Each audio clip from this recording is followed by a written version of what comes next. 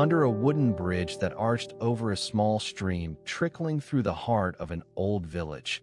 Two figures sat on moss-covered stones. The first was Mrs. Lin, an elderly woman who tended to her garden with care and patience. Beside her, Mr. Chun, a newcomer whose hands bore the marks of city life but were now stained by river mud. The bridge was seldom used. Its purpose seemed almost forgotten except for this rare meeting spot. Here, away from prying eyes and bustling voices, Mrs. Lin had once taught young children how to fish with bamboo poles and small hooks. Today, she watched as Mr. Chun tried his hand at mending a broken net. "Not too tight," she said softly, her voice carrying across the water like a whisper. "Too tight, it will tear again." Mr. Chun nodded, adjusting his grip on the twine. His movements were awkward but sincere. He had arrived in this village only weeks ago, hoping to escape the noise and chaos of his former life. The quiet here felt both overwhelming and refreshing. "Is there much fish?" he asked after a while, eyes focused on his work but glancing at her occasionally for guidance. "There used to be," Mrs. Lin replied, picking up a handful of pebbles to throw into the stream. "But now they come and go like travelers." Mr. Chun looked around, seeing nothing but trees and water, yet sensing something beyond. He thought of his childhood spent near similar streams where he had once caught minnows with friends. "Do you miss it?" Mrs. Lin asked suddenly. He paused, not quite sure what she meant. "Miss my old life." She smiled gently, a twinkle in her eye. "No, miss the time when people stayed." Understanding dawned on him slowly, like mist rising from the stream. He thought of his parents back home and the silence that now hung between them. Words were no longer enough. "Sometimes I feel like this place," he said, holding up his mended net with a sense of pride mixed with uncertainty. "I came to fix it, but ended up fixing something else." Mrs. Lin reached out to touch the repaired webbing lightly, her fingers brushing against his hands in a brief exchange that spoke volumes without words. "Do you think they will come back?" he asked, eyes still on the fragile mesh between them. "If they do," she said simply, "the stream will know how to greet them." A small fish darted past, breaking the surface of the water with just its tail. Mr. Chun watched it disappear into deeper waters, feeling a strange sense of peace settle within him. "Thank you," he murmured, more to himself than her, but she nodded as if understanding his unspoken thanks. As they parted ways at the end of the bridge, Mr. Chun stepping back onto the path while Mrs. Lin turned towards her garden. The sound of rippling water continued its steady rhythm, carrying with it the weight and lightness of their shared moment. You're listening to the Empty Teahouse. Somewhere across the river, a dog barked into the dark. In the courtyard of an old village house, where only a single persimmon tree stands tall and silent against the afternoon sky, two women sit side by side on a low wooden bench. In the courtyard of an old village house, where only a single persimmon tree stands tall and silent against the afternoon sky, two women sit side by side on a low wooden bench. The older woman's hands are rough with calluses from years of work. Her fingers move deftly as she unwraps a bundle of fresh herbs. Beside her, younger, her daughter-in-law folds her arms around herself, looking into the tree where a ripe persimmon hangs just out of reach. "I've been thinking," says the older woman softly, turning over the leaves and flowers in her hands, dividing them neatly onto plates she has laid on the ground. "You should take more time for yourself."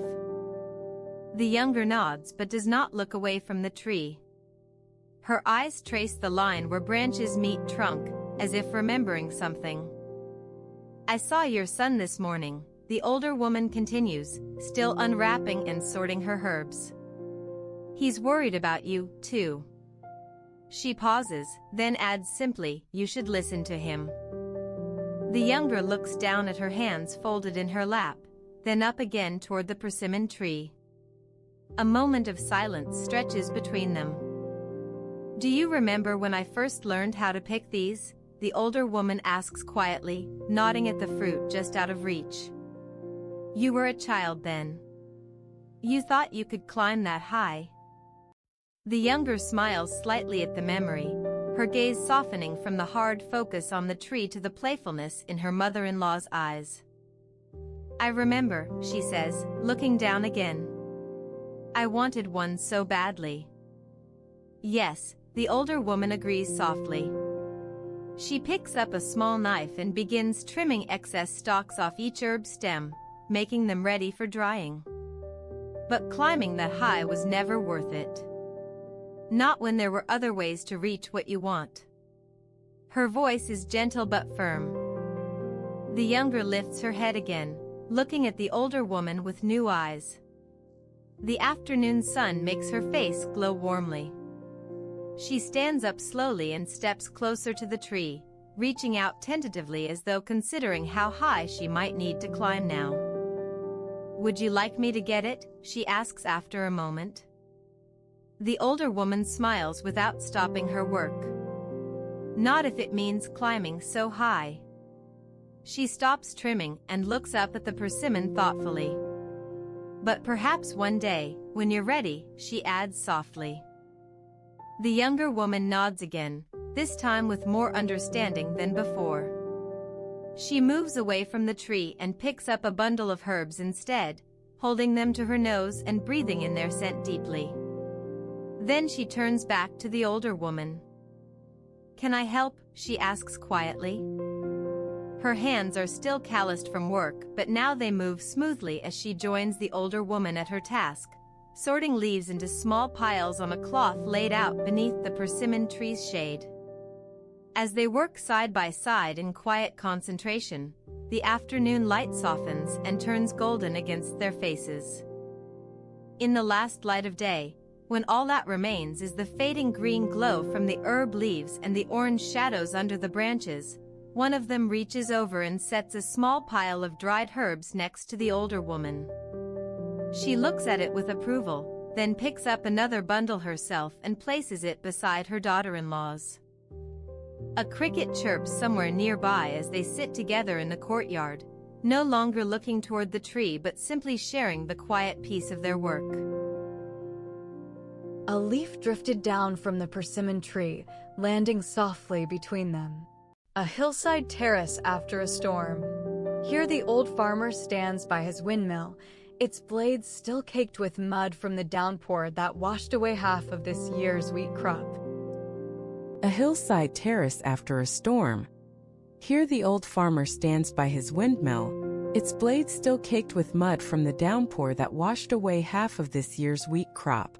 His son left for the city months ago, seeking work in the factories where the new money grows like kudzu over ancient hills. The father is alone now, the house quiet except for a cat's meow through the open door. Over the years, the farm has shrunk with each passing generation until it barely clings to its rocky perch on the hillside. Still, every morning and evening he tends to what remains: a few dozen olive trees, an old fig tree that hangs over his house, and his chickens which peck at the bare earth. Today, as clouds break for blue sky, a neighbor arrives carrying a jug of fresh milk. You must have good cows, says the farmer, nodding to the milky liquid in her hand. They do well enough, she replies, setting down the jar beside him. She stands there, looking at the windmill's blades turning slowly as they dry under the sun. You look tired, she offers gently, her voice softening the air around them. I am, he admits without regret. I have been thinking about my son. What of him? He talks more now but never comes home. Do you miss him? The neighbor pauses to watch a crow fly low across the sky. Of course I do. But it's not just that. He frowns at the dirt under his boots, then looks up at her. I think of what he will see when he returns here. This hillside won't be this way forever. She nods, understanding his quiet sorrow. The village changes as surely as a river flows downhill. But your work is still here, she says quietly. True. He picks up the milk jug and unscrews its lid. letting it pour into a bowl he keeps nearby. I have this to do each day. They share silence for a moment, listening to the sound of drying mud on the windmill's blades until the neighbor speaks again. I made some cookies today. I thought you might like them. Thank you, he smiles warmly. She leaves shortly after, and as she descends down the path towards her home, he watches her go without a wave or call back. The work of life continues undisturbed by farewells. It simply is. In his house, he finds himself preparing dinner. A simple stew with root vegetables dug up from beneath last year's frost. Later that evening, as darkness settles over the hillside and stars appear in the sky above, he hears a sound different than usual. An owl hooting near his olive grove. He listens for a moment before heading inside to finish making his soup, where his cat waits patiently beside him. The day has ended, another cycle complete. The next morning comes with clear skies and cool air that hints at autumn's approach. As the farmer tends to his chickens and picks ripe figs from under the tree, he considers what lies ahead. The coming winter months will be colder than this year's past. Yet, amidst these thoughts of change, there is also a steady rhythm in his day. A sense that each task completed marks both loss and gain simultaneously. This afternoon, while sitting quietly by the windmill listening to its blades turn slowly against the breeze, he notices a young rabbit hopping across the edge of his field towards the forest. The animal stops for only a moment before disappearing into brush where it will find safety. Watching it go brings him a small peace. Life moves forward and backward at once, each breath a promise and an ending. As dusk falls over the hillside, he hears from afar the sound of distant laughter, children playing somewhere in the village below. It carries up on the breeze like a message of what remains unchanging among shifting landscapes. Youth and joy amidst inevitable change. Somewhere below, a child's laughter drifts up on the evening breeze. A rice paddy at the end of the harvest. The stalks lay flat on the ground now, waiting to be picked up and bundled for storage. A rice paddy at the end of the harvest. The stalks lay flat on the ground now, waiting to be picked up and bundled for storage. Near the edge of a pond, half hidden by old rushes, stands an unassuming wooden shack where the farmer keeps his tools and drinks water from a rusty faucet.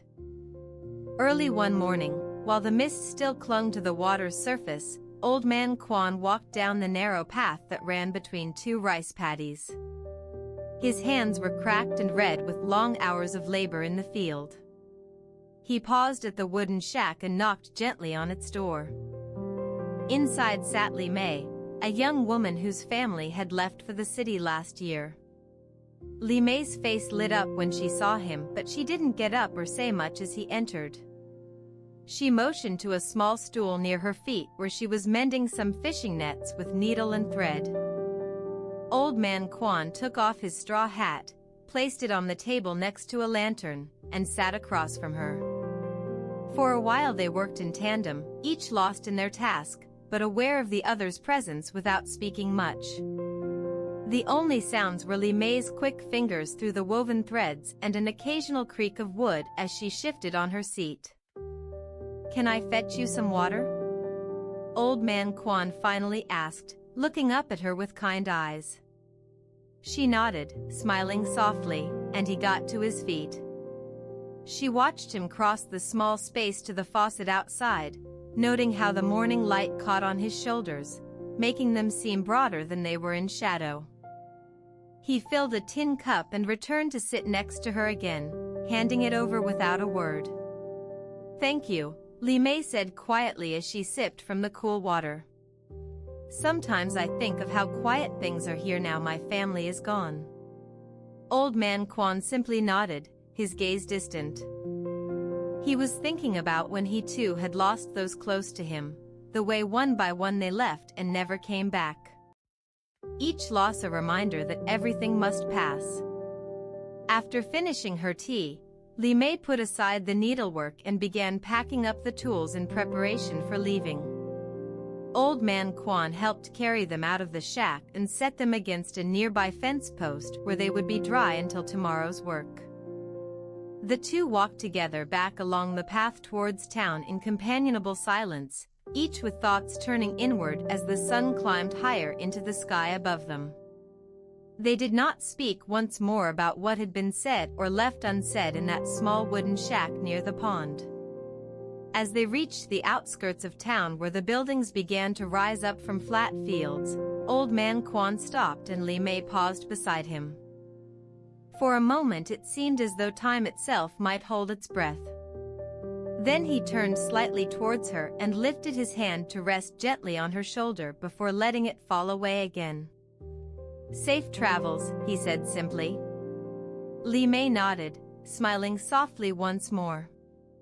She raised a hand in farewell, watching Old Man Quan's back as he continued down the path alone. A single leaf floated across the road ahead of him and drifted softly into his wake. The morning mist had begun to burn off, revealing the rice paddies stretching out in all directions. At dusk, the village tea house stood empty but for two patrons. At dusk, the village tea house stood empty but for two patrons. Inside, the walls were lined with worn wooden benches and a long counter where tea was poured from mismatched cups. Outside, the light of day softened into gray shadows as the evening drew in. Han sat near the window, stirring his lukewarm tea with an idle finger. He was an old farmer whose hands bore the marks of many years spent working the soil. His son had gone to the city a year ago and not returned since, leaving Han to tend the land alone. The air inside the tea house was thick with the smell of damp earth and distant cooking fires. At his side, a girl appeared, her face downturned as she approached. She was small and slender, her clothes slightly too big for her frame. She hesitated by the door before stepping in, holding out a crumpled note to Han. "Uncle," she said softly, "Father sent this." Han took the paper without looking at it right away. Instead, he watched as the girl slid into an empty seat across from him and pulled up her knees to rest her chin on them, her back tense with unshed tension. For a while, they sat in silence. The tea house owner shuffled past, filling another patron's cup, but mostly the evening was quiet. Then Han unfolded the note and read it under his breath. "Han, I'm not coming home soon. Take care of yourself." He refolded the paper carefully and looked at the girl. "Your father writes well," he said quietly. The girl nodded, her eyes following a sparrow that had alighted on the windowsill outside. She turned back to Han then, pressing her lips together before speaking again. "Uncle," she began haltingly, What if I stay with you?" Han's eyes softened, and he reached out to pat her shoulder gently. "Your mother needs help at home. She won't be here for much longer." The girl looked up sharply at this, uncertainty in her gaze. "I know," she said softly. They fell into a quiet understanding then. There was no rush of emotion or declaration, just the recognition that sometimes life moves on despite our wishes. The tea house door creaked as it opened again, but Han and the girl remained fixed in their contemplation. Outside, twilight deepened into night, the stars starting to twinkle through gaps in the clouds. Inside, the light from the oil lamps cast shadows across the room. Han glanced at his tea and noticed that the last of its warmth had seeped away. He stirred it once more before setting down his cup with a soft clink. The girl stood then, straightening her jacket. "I should go," she murmured. Han nodded without looking up, but as he did so, their eyes met briefly over the teacups. The connection was swift and silent, an acknowledgement of paths taken and those yet to come. She left quietly, shutting the door softly behind her. Outside, Han could see a cat padding along the alley's edge, disappearing into the night with its own kind of grace. Inside, he sat alone once more, his tea now cold and forgotten on the wooden counter. The tea house remained still, as if waiting for another evening to unfold in its quiet ways. The lantern flame swayed once, then steadied again. The day's stories whisper on, echoing across quiet fields under a fading moon. The lamps dim at the empty tea house. Until tomorrow.